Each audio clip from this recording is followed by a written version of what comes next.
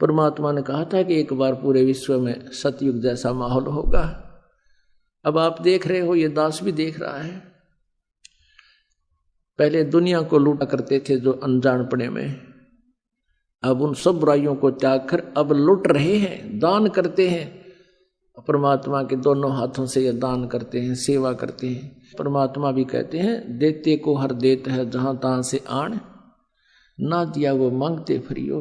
परमात्मा सुने नहीं कान। चिड़ी चोंच भर ले गई नदी न घटो नीर, दान दिए धन घटे नहीं, न्यो कह रे साहिब कबीर। तो पुण्यात्मा, धर्म तो दसके नहीं, दसके तीनों लोग। खैराए तुम्हें खैर है, कीचे आत्म भोग। आप दान करोगे, परमात्मा 1000 गुना करके आपको लौटाएगा। यह विधान है मालिक का। जैसे दान करने का क्या फल है, जैसे किसान बीज बीजता है और 1 एकड़ में वो 40 किलो गेहूं बीजता है, बोता है, खूब सिंचाई करता है, रखवाली करता है, तो 1 एकड़ में 50 मन, वो तो 1 मन गेहूं डाले 50 मन गेहूं वापस कर देता खेत किसान को, 60 मन। तो पुण्यात्माओं, ये वो अक्षेत्र है, उपजाऊ जमीन है, ये डहर आपको मिल गया। अब इसमें जितना बीज बोओगे 1000 गुना करके आपको वापस देगा। अब जैसे अनजान व्यक्ति तो आपको यहाँ आने में भी ये सोचते हैं कि तुम तीसरे दिन भाग जाते हो, 10वें दिन जाते हो बरवाला में, तुम जो है निर्धन हो जाओगे, कितना खर्च होता है, किराया लगता है, और कार्य भी छोड़ कर जाते हो। पुण्यात्मा, वो बालक है, उनको पता नहीं। आप समझदार हो, आपको ज्ञान हो गया। जैसे एक किसान खेत में बीज बोया था, गेहूं बो रहा था, एक कोई दिल्ली शहर का, बड़े शहर का, नगर का व्यक्ति किसी कामवश गांव में जा रहा था, और किसान जो है रास्ते के साथ गेहूं बो रहा था। उसने एक थैले में, कोथड़ी बोला कर देसी भाषा में, एक थैले में गेहूं डाल कर काख में टांग रखे, और बैलों के पीछे हल के पीछे एक पाइप सी बांध रखी जिसने ओरना कहते हैं, और गेहूं का मुट्ठा भरा थैले में थे, और उस पाइप में के जमीन में बोता हुआ चल रहा है, बैल चल रहे हैं। कि वो खड़ा होकर देख रहा है, वो शहरी बाबू खड़ा खड़ा देख रहा है कि यू आदमी मेंटल है क्या, खाने की वस्तु को जमीन में डाल रहा है। तो उसने आली से पूछा, भी बैलों वाले कृपा रुकिए। आली ने सोचा कोई रास्ता पूछता होगा, शहरी आदमी दिखा है। हाँ जी बोलो। आली बोला, किसान बोला। वो शहरी बाबू बोला, भाई तेरा दिमाग खराब हो रहा है क्या?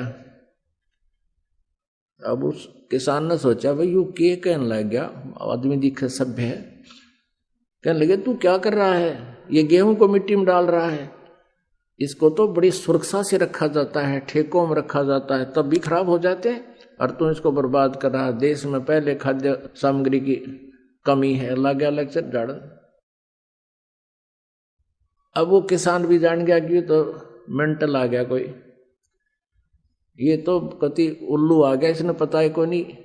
अब किसान ने सोचा, यो कोई भोला आदमी है, इसको पता नहीं प्रोसीजर का। अब किसान उसकी बात न क्यों कर माने, तो जाऊं इंटेलिजेंट बनकर अपने ज्ञान दे रहा था, उपदेश दे था। किसान ने कहा कि बाबूजी बात सुनो, मैं ये गेहूं बर्बाद नहीं कर रहा, आज जो गेहूं मैं मिट्टी में डाल रहा हूं ये मुझे आबाद करेंगे। उसके आबाद गले उतरा क्यों कर, क्यों? उसने देखा नहीं ये प्रोसीजर। कहने लगा, नहीं मैं नहीं मानता। तो किसान ने कहा कि आप 3-4 महीने के बाद आइयो, या बैसाख के महीने में, और फिर देखना या क्या होगा। किसान ने कहा कि आज मैं 1 मन कणक यहां इस मिट्टी में डाल रहा हूं, और यहां से मैं 60-70 मन गेहूं ले जाऊंगा, भूस रहेगा अलग से। ये बुआ उसका गला उतरे नहीं, क्योंकि प्रोसीजर से परिचित नहीं। लेकिन किसान उस बुद्ध की बात ने क्यों कर मान लेगा कि मैं तो गलती कर रहा हूं। तो पुण्यात्माओं, आप जी को इतना ज्ञान हो गया है, आप इस प्रोसीजर से परिचित हो गए हो, परमात्मा के इस लाभ लेने की विधि से आप परिचित हो गए हो।